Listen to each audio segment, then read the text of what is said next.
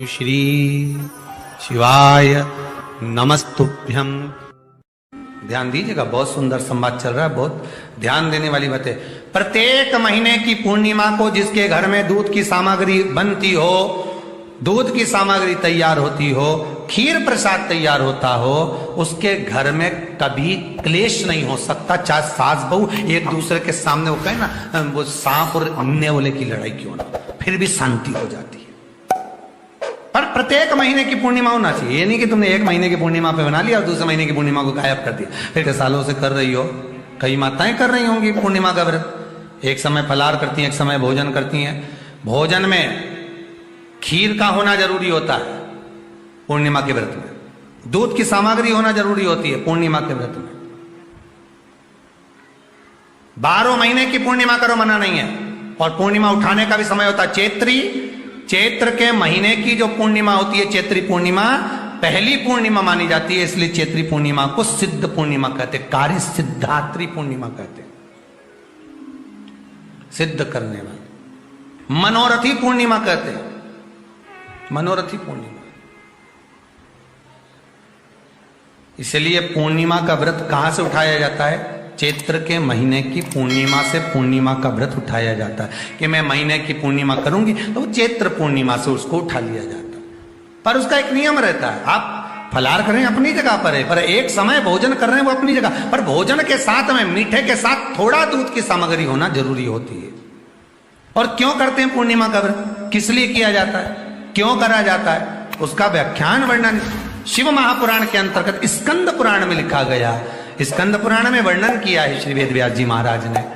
कहा यह पूर्णिमा का व्रत इसलिए किया जाता है कि व्यक्ति का जब मन गलत भ्रम में जाने लगता है, मन जब गलत जगह पर जाने लगता है, तो ये मन को गलत जगह पर ले जाने वाला कौन होता है? तो कहा यह चंद्र होता है। व्यक्ति की राशि के अंतर्गत, व्यक्ति की पत्रिका के अंतर्गत, व्यक्ति की ग्रह दशा के अंतर्गत जब चंद्र बेकार चलता है तो व्यक्ति अच्छा करते करते भी बेकार करने लग जाता है। चंद्र डोल रहा है। कई माताएं कहती हैं, गुरुजी हमारे बेटे को आशीर्वाद दीजिए, बहुत गलत संगत में जा रहा है। मतलब समझ जाना कि चंद्र गड़बड़ जा रहा है। बेटी अगर गलत मार्ग पर जा रही है, बेटी अगर गलत संगत में जा रही है, किसी अन्य व्यक्ति को आकर्षित हो, चंद्र गड़बड़ हो रहा है, उसका चंद्र कहीं जा रहा है। कोई पुरुष, कोई लड़का कोई गलत मार्ग पर जा रहा है, चंद्र गड़बड़ हो रहा है।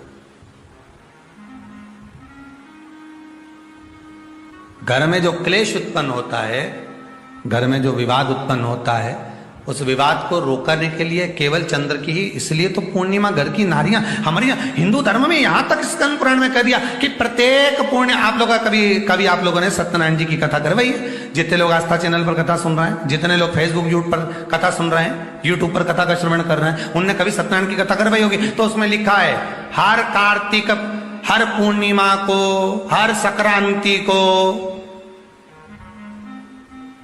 ब्राह्मण सत्यनारायण भगवान की कथा या राजा या वैश्य कथा को कराता था, या बढ़िया कथा कराता।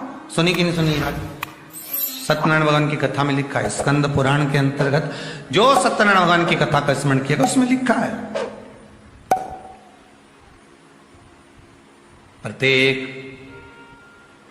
संक्रांति पूर्णिमा को सत्यनारायण की कथा करवाने लगा और ये योनि को प्राप्त हुआ, इस योनि से छूटा, इस योनि में गया। लिखा है, सब कुछ लिखा है। अब उत्ते से समझ जा कि पूर्णिमा को सत्यनारायण की कथा करने का बोला है। तो पूर्णिमा को सत्यनारायण की कथा का क्यों बोला? वैसे तो रोज कराओ सत्यनारायण जी की कथा, प्रतिदिन कराओ, मना नहीं है। आप क्या कोई विशेष फंक्शन है आप सत्यनारायण जी की कथा करवा, पर पूर्णिमा संक्रांति को, और संक्रांति को पूर्णिमा को सत्यनारायण की कथा का स्मरण क्यों करवाया गया? क्योंकि पूर्णिमा के दिन अगर ये भगवान का व्रत रख लेगी, पूर्णिमा के दिन अगर ये खीर का प्रसाद बना लेगी, थोड़ा सा दूध की कोई सामग्री बना लेगी और भगवान को भोग लगा देगी, भले सत्यनारायण भगवान के भाव से बनाए, भले सत्यनारायण जी के निमित्तार्थ बना, पर अगर इसने सत्यनारायण भगवान के निमित्त से बना, पर पूर्णिमा के दिन अगर ये व्रत रखेगी, उपास रखेगी या कोई सामग्री बनाकर भगवान की पूजन कर लेगी, तो इसके घर में जो अशांति है वो शांति में बदल जाएगी। इसलिए कई घरों में आज भी सत्यनारायण भगवान की पूजन हर पूर्णिमा को करती है। माता किताब लेके बैठ जाती है, तुरंत उन्हें ऑफिस जाना, कहीं काम पे जाना, और तुरंत उसने जल्दी जल्दी कलश रखा, कलश नहीं भी रखे तो भगवान की पूजन कर को रखे, ब्राह्मण देवता को बुला लेगी, ब्राह्मण नहीं आएंगे तो खुद कर लेगी, पर करती जरूर है। इतना सा आटा सेक लेगी, पंजेरी बनाई, सीरा बनाई, मिठाई रख दो, कुछ भी करेगी, पर सत्यनारायण की कथा कर ले, उसका मन लग गया उसमें। मतलब पूर्णिमा को करना है, उसको करने से क्या होता है, शांति रहती, शीतलता रहती। फिर निवेदन करूंगा, दुनिया में ऐसा कोई समस्या नहीं जिस समस्या का कोई निदान नहीं। हर समस्या का निदान है, पर निदान किसी दूसरे के पास नहीं, निदान केवल मेरे भोले नाथ के पास में है। आपको अगर किसी समस्या का सफल आनंद चाहिए तो शंकर की शरण में जाओ। आपको सीहोर आने की भी जरूरत नहीं है, आपको हमसे मिलने की जरूरत नहीं है, आपको पंडित प्रदीप मिश्रा के पास नहीं आना, आपको किसी बाबा जोगी के पास नहीं जाना, आपको किसी के बेल भभूति लेने नहीं जाना, आपको तो शिव के पास जाना। जो शंकर की वस्तु है उसको स्वीकार करो, बस शंकर की वस्तु को स्वीकारिए।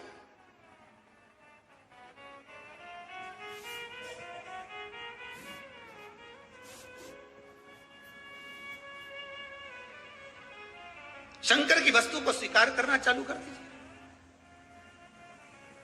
अरे भाई, शिव महापुराण की कथा तो यहां तक कहती है,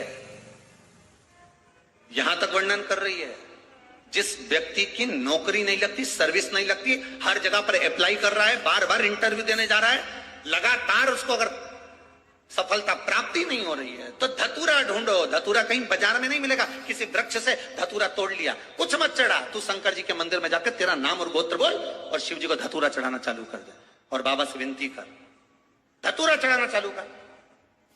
अब धतूरा कोई बहुत कीमती होता है क्या, बहुत पैसे का मिलेगा क्या, कहीं पे मिल जाएगा। धतूरा तोड़ और चढ़ा शंकर जी को। रोज नियम बना ले कि एक धतूरा मैं शंकर जी को चढ़ाऊंगा, प्रतिदिन चढ़ाऊंगा, शिव जी से जाकर निवेदन करूंगा प्रतिदिन। शंकर जी की प्रिय वस्तुओं में धतूरा, बेलपत्र आदि कादि की तो है, क्या है, चढ़ा रोज एक धतूरा, फिर वही धतूरा जिसके यहां तू इंटरव्यू देने जा रहा है उसी के सिर पे चढ़ गया, जो तूने शिव जी के चढ़ाया वही धतूरा वहां चढ़ा है, तो क्यों चिंता करता है।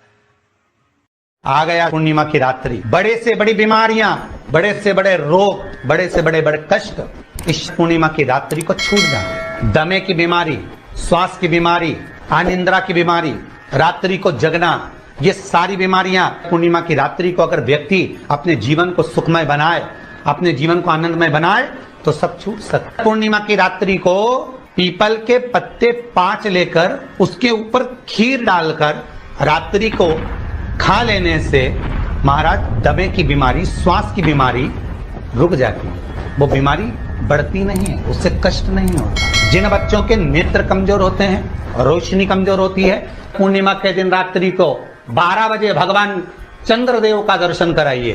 5 से 7 मिनट तक नयन मिलाए चंद्रदेव के साथ और बाद में एक पीपल के पत्ते पर खीर जो चंद्र के नीचे रखी हुई है उसी खीर को चटा दीजिए, फिर चंद्र का दर्शन कराओ।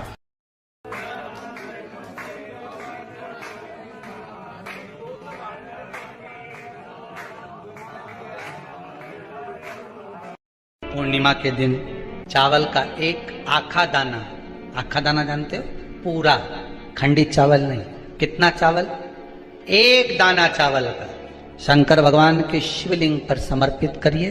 एक बेलपत्र जिसका डंडी का मुख अपनी ओर हो, जहां से चावल चढ़ाया है, उस चावल के ऊपर अपनी कामना कर रख दीजिए और चंद्रमौली भगवान का स्मरण करिए। कौन से भगवान? शंकर भगवान का सर्वश्रेष्ठ सुंदर नाम है चंद्रमौली। चंद्रमौली भगवान का स्मरण करिए, अपनी कामना कर बेलपत्र समर्पित कर शिव जी पर एक लोटा पानी, एक जल पात्र समर्पित करो, कलश से जल चढ़ा दीजिए, नैनों में वो जल लगाकर अपनी कामना कर वापिस घर को आइए। अगली पूर्णिमा आएगी, जो कामना करी है मेरा चंद्रमौली भोलेनाथ उसे पूर्ण कर ही देगा।